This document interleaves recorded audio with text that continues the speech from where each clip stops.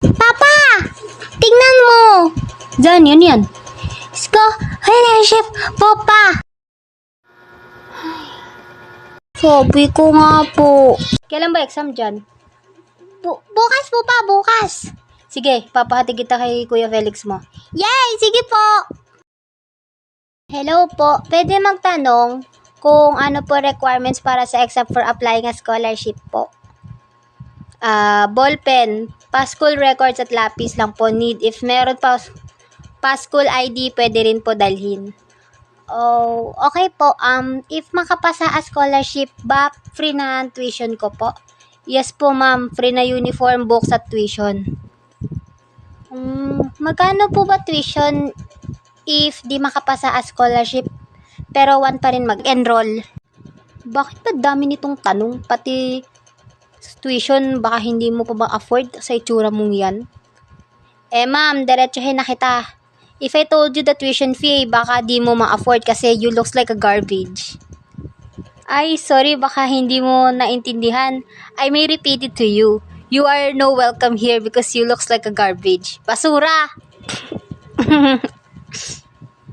Mali pa grammar mo, ate. Malalait na nga lang sa akin. Make sure to have a proper grammar before you provoke me because once I hear some error, I will laugh at you mockingly. Ano daw? Ang galing ng ginawa mo kanina.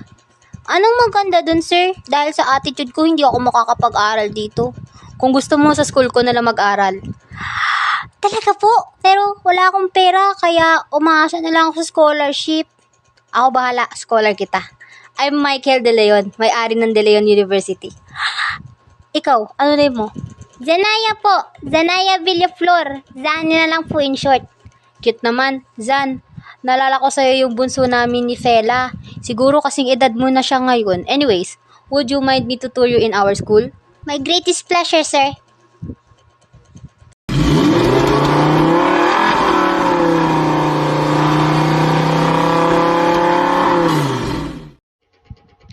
Is she the youngest daughter of Mr. Principal? Di naman maganda. Retokada. Follow me. Damit lang nagdala. I have a concern, no, about your colored hair. Bawal may kulay dito. Sir, that's also my problem. It's natural po. Oh, I see, I understand. You have albinism. No worry, you can keep your hair. Mas na-miss ko tuloy lalo si baby Hera ko. She also have condition called albinism pero Hera have purple eyes at kung nagkataon, Hera will be the same as her now. Need ko muna ikaw obserbahan before ko pangunahan sarili ko. I need to make sure na ikaw nga ang baby Hera ko. Baka mamaya nagpapanggap ka lang. Everything I do is for your eyes only.